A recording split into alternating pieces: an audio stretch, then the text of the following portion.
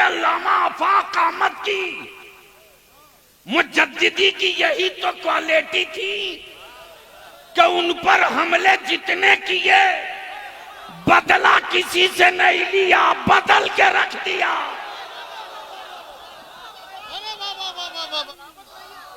और ऐसा नहीं कि सिर्फ सोच बदला, चेहरा भी बदल दिया, सरों का मामा भी बदल दिया, उठने बैठने का तरीका भी बदल दिया, घरों का सिस्टम और निजाम भी बदल दिया।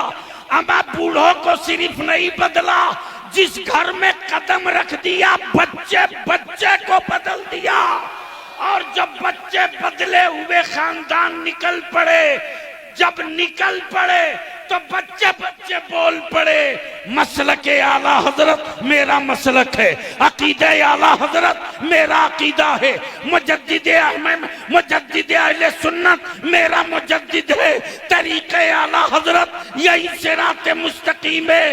तब दुनिया ने कहा कि यार सबकी काट निकाल लाओगे, आफाक की काट कहां है।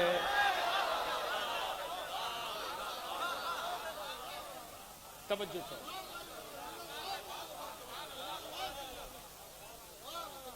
आदमी रोज पैदा होता है, तारीखें कभी कभी पैदा होती हैं। आज कागज तंग है, कलम की रोशनाई जवाब दे रही है।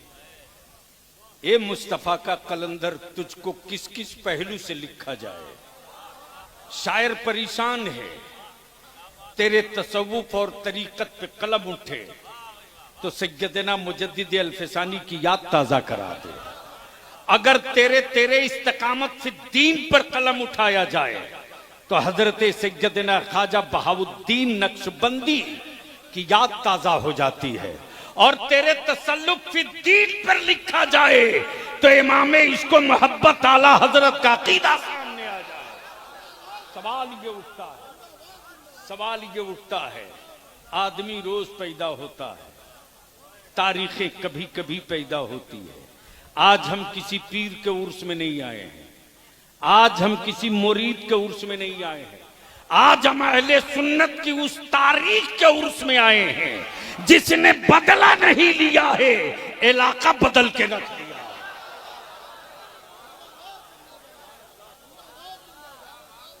मोहब्बत से बोल दो तो बोल दो, सुनोगे तो जोर से बोल दो तो बोल दो। तवज्जो चाहूंगा, कैसे बदला है साहब? ये चमकती पेशानियां, ये घरों से या नबी सलाम अलैक की सदाएं, मुस्तफा जाने रहमत के तराने।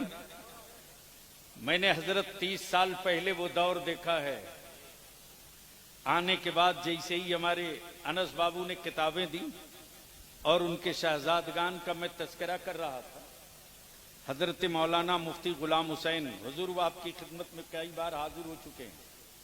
वो नूरी रजा जामा मस्जिद के खतीब इमाम भी हैं और आपके इदारे शरीयत से इफ्ता उन्होंने किया। शाकिर बाबू के बड़े खास आदमी। तो अल्हम्दुलिल्लाह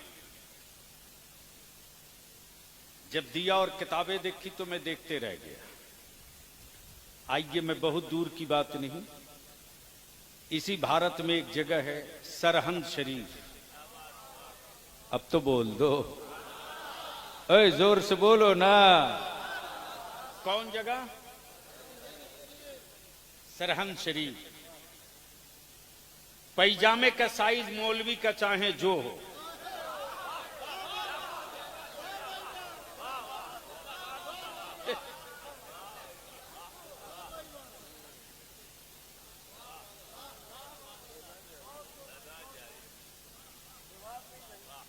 भाई यूं समझ लो कि सरहंद उतरने के बाद या सरहंद से आने वालों को से पूछने की जरूरत नहीं पड़ती है कि यह आदमी कहां से आ रहा है। जिसके हाथ में एक पानी का जार देख लो, समझ लो ये सरहंद शरीफ से आ रहा है। सैयदना मुजद्दिद अल-फसानी जा रहे हैं हज को। क्या पीर क्या मुरीद, आजकल तो मुरीद पीर के पास उतने ही देर के लिए मुरीद है जब तक के बरकत की ताबीज न मिले। ये थोड़ा कड़वा है। नमाज गरचे पढ़े न पढ़े, लेकिन चाहेगा कि पीर साहब ऐसी तावीज दें कि आज पत्थर के नीचे दबावे सुबह लाखपति। लेकिन क्या गजब की, मैं सुबह सवेरे जब निकलकर जाने की तैयारी में था हजरत, तो हजरते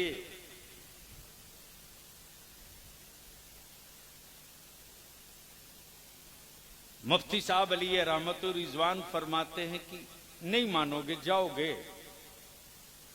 मैंने कहा इजाजत दे देते तो बड़ी करम फरमाई। अच्छा, तो उस वक्त उनके पास एक झोली होती थी, झोली बटुआ वाली, याद है? बटुआ, उसमें धागा पड़ा रहता था इसे खींचने वाली। तो बटुआ वो जेब से निकाले और दो बटुआ था। एक बटुआ में कुछ सुपारी और एक बटुआ में कुछ पैसा वैसा रहा होगा। भले जाओगे? मैंने कहा इजाजत दे देते। भले ऐसा करो कि दोपहर का खाना खाकर जाना। अब मैं वापस लौट गया। अब मुझको याद आ रहा है, अभी जरा गौर से देखूंगा तो याद आ जाएगा किधर मैं ठहरा था। उस वक्त वो मंसूबा बना रहे थे, रईसुल कलम कायदे अहले सुन्नत का एक खत उनके पास आया था और उस खत का तज़किरा करके कह रहे हैं, देखो मैं कोशिश में हूं, अल्लाह ताला हमें वो वसाइल दे दे कि जितनी जल्द हो एक ऐसा बच्चियों का इदारा खोल दूं। 30 साल पहले, यानी कमांडर को मालूम है कि मुस्तकबिल के खतरात क्या क्या हो सकते हैं। और उसी वक्त उन्होंने एक जुमला कहा था, अजीजम अगर मेरी बेटियों का अकीदा ठीक हो जाए तो शौहरों की औकात नहीं कि वो बदअकीदा रह पाए। वो दूर रस नजर थी, वो दूरगामी देखने वाले लोग थे।